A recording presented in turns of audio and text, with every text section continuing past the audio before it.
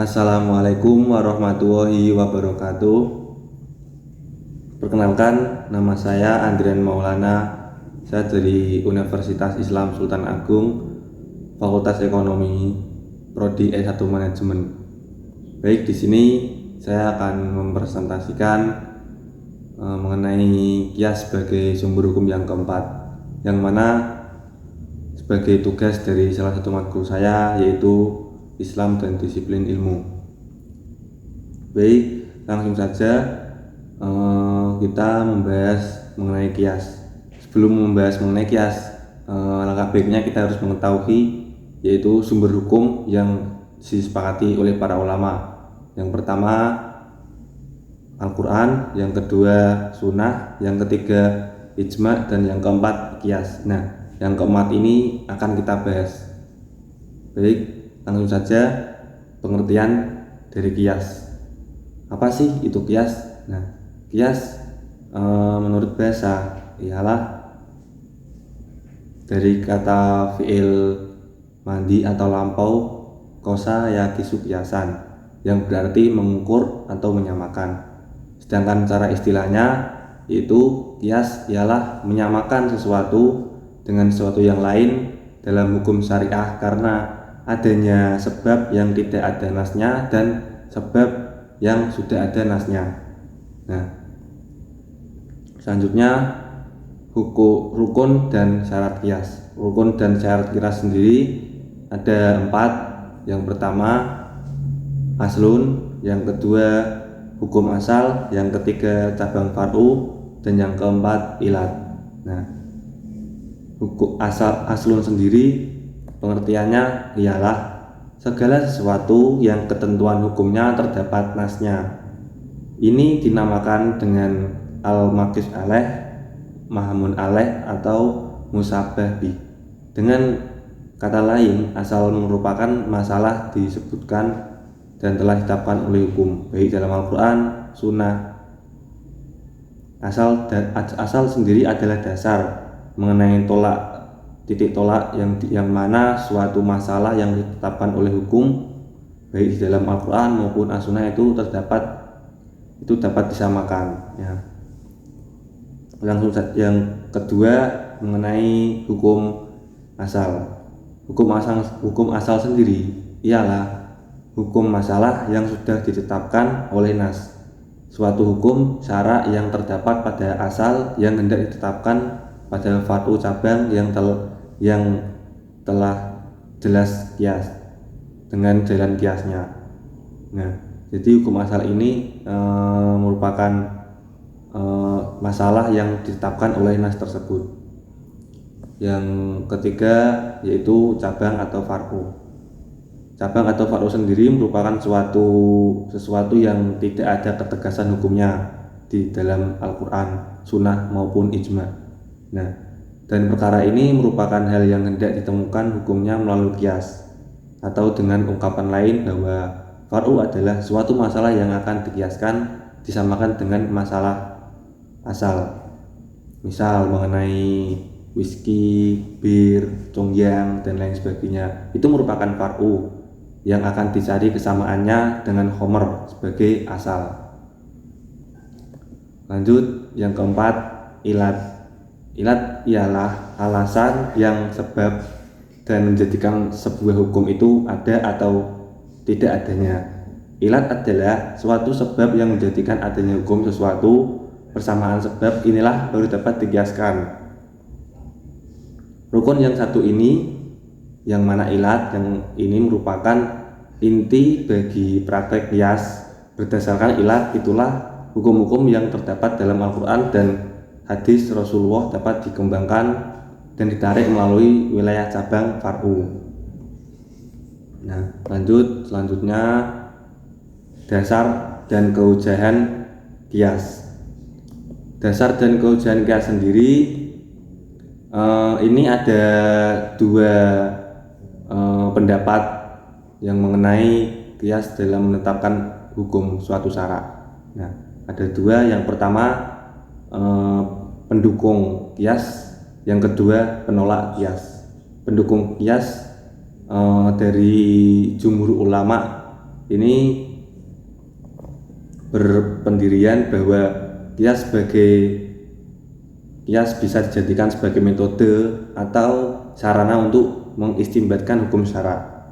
Nah, maka berargumen bahwa Al-Quran dan Sunnah banyak menggunakan itibar-itibar yang mendukung keberadaan kias sebagai sumber hukum. Jadi ini alasan para jumhur ulama mendukung dasar dan kehujahan kias tersebut. Yang kedua yaitu penolak kias.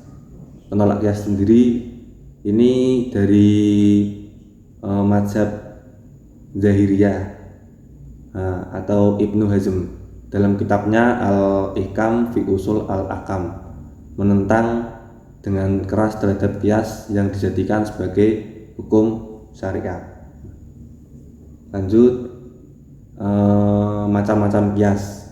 Macam-macam kias sendiri ada 5. Yang pertama kias aula, yang kedua kias musawi, yang ketiga kias al-adwan, yang keempat kias dilalah, yang kelima kias sibi.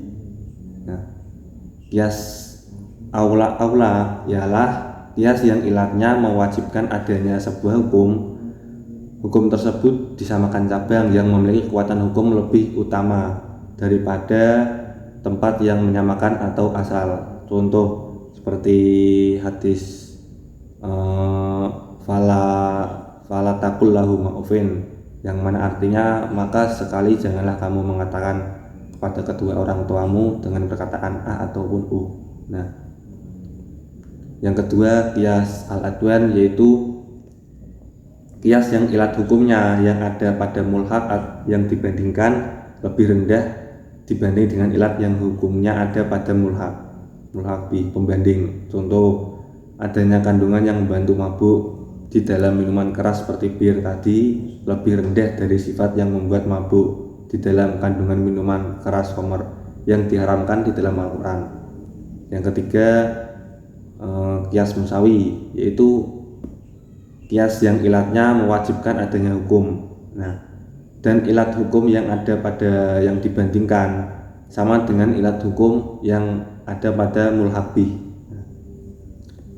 Lanjut, yang keempat kias dilalah, yang mana kias dilalah ini ialah ilat yang ada pada mulhaq bih tersebut yang disamakan menunjukkan hukum tetapi mewajibkan hukum padanya.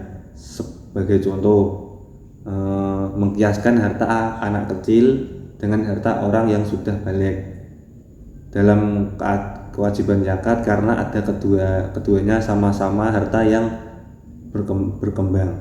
Nah, yang terakhir, yang kelima, kias sibi. Kias sibi ini ialah kias di mana mulhaqnya dapat dikiaskan kepada dua mulhaq bih. Maka kiasnya kepada mulhaq bih yang mengandung banyak persamaan. Hal ini seperti kasus budak. Adapun budak itu celaka, maka budak tersebut dalam dua posisi, yaitu sebagai manusia merdeka dan sebagai hewan peliharaan. Next, selanjutnya contoh kias. Contoh kias sendiri ini dari minuman keras, yang mana seperti whisky yang dan lain sebagainya, yang merupakan minuman beralkohol. Nah, para ulama sepakat mengkiaskan semua bahan apapun nama dan bahan asalnya, bagaimanapun rupa dan cara mengolahnya, seperti apa cara pakainya, asalkan bahan itu memabukkan, maka hukumnya ikut dengan hukum khamr yang mana haram. Nah, ada banyak bahan yang biasa dipakai orang bermabukkan dan hukumnya haram, padahal secara tekstual bahan-bahan itu sama sekali tidak pernah disebutkan keharamannya dalam Al-Quran ataupun di dalam hadis. Nah, yang disebutkan dalam dua sumber hukum itu hanya khamr saja. Nah, yang mana di Al-Quran ada yang disebutkan bahwa khamr itu haram, di sunnah hadis pun ada yang menunjukkan bahwa khamr itu haram, tetapi tidak dengan minum-minuman yang beralkohol lainnya.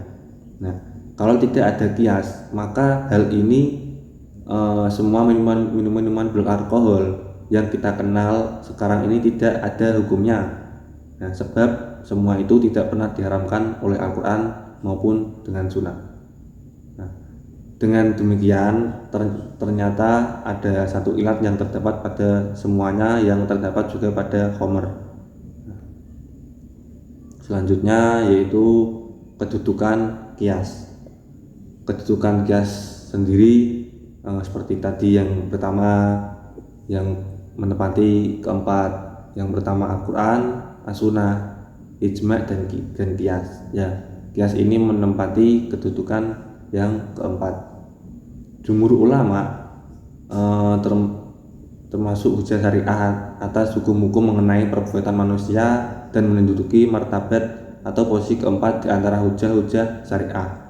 Dengan pengertian apabila tidak didapati dalam suatu kejadian itu hukum menurut nas atau ijma, tetapi terdapat kesamaan ilat dengan suatu kejadian yang telah terdapat hukumnya dalam nas, maka dikiaskan kejadian yang pertama kepada kejadian yang kedua. Nah, lanjut peran kias sendiri. Peran kias ini sangatlah penting karena peran kias ini mempunyai dua. Yang pertama, menjadi jalan keluar dalam membentuk kasus hukum yang belum ada dalil nasnya. Nah, yang kedua, dijadikan dalil syarak untuk menetapkan suatu hukum. Nah, jadi melalui tahapan-tahapan ini yang ada dalam kias, seseorang mustahid dapat memutuskan persoalan hukum dengan berstandar pada kasus yang telah jelas hukumnya karena persamaan ilat tersebut. Menurut peran kias sebagai syarak, tidak ada dalil ataupun petunjuk yang pasti yang mengatakan bahwa kias dapat dijadikan dalil. Nah, selanjutnya manfaat kias. Manfaat kias ini ada tiga. Yang pertama, bisa bermanfaat untuk mempertimbangkan hukum dari beberapa sumber yang mana belum terdapat nasnya. Dengan menggunakan kias akan memperjelas hukum. Jadi hukum-hukum tersebut dapat dipertimbangkan dengan menggunakan kias. Yang kedua, menghindari ketidakpastian. Nah, hal ini keputusan hukum dapat dibuat bahkan jika masalahnya tidak ada di dalam Al-Quran, Sunnah, Ijma', maka kias dapat membantu menghindari ketidakpastian dalam hal ini mengambil sebuah hukum. Nah, jadi seperti halnya mengambil sebuah hukum, para mustahid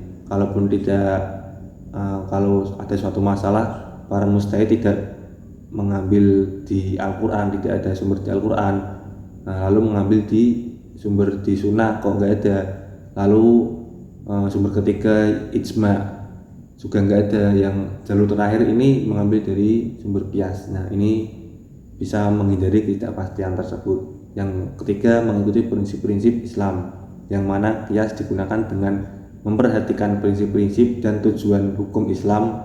Dengan demikian, keputusan yang diambil melalui kias diharapkan tetap sejalan dengan nilai-nilai prinsip Islam. Selanjutnya, yang terakhir, kias sebagai metode istinbat. Nah, kias sebagai metode istinbat al-hukm ini ialah bila seseorang mustahid dapat memutuskan persoalan hukum dengan kasus yang memiliki persamaan ilatnya, maka dengan menggunakan tahap-tahapan ilat, para mustahid bisa menggunakan metode istinbat al-hukm ini. Yang pertama, tahapan yang pertama ialah tahrij al-manat. Yang tahapan kedua ialah tankih al-manat. Tahapan yang ketiga ialah tahqiq al-manat.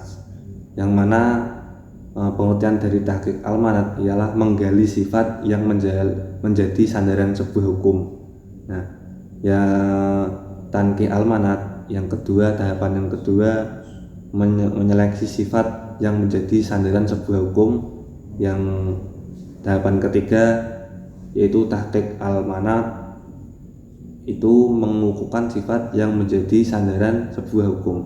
Nah, ketiga tahapan tersebut menunjukkan bahwa di dalam proses istinbat al-hukum ini dibutuhkan kejelian, ketelitian, dan kehati-hatian. Selain itu juga para mujtahid melalui metode qiyas ini pula mencoba untuk menengahi konflik antara ulama yang cenderung tekstualis dengan ulama.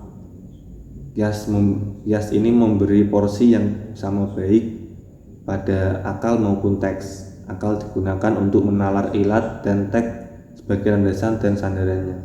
Nah, jadi qiyas sebagai metode istinbat al-hukum ini dilakukan oleh para mujtahid dan harus memiliki 3 tahapan-tahapan tersebut. Nah, selanjutnya sekian dan terima kasih presentasi yang bisa saya sampaikan. Kurang lebihnya saya mohon maaf sebesar-besarnya apabila ada tutur kata yang salah ataupun tutur kata yang tidak mengenakan di hati Anda semua. Saya minta maaf sebesar-besarnya. Kurang lebihnya mohon maaf. Wassalamualaikum warahmatullahi wabarakatuh.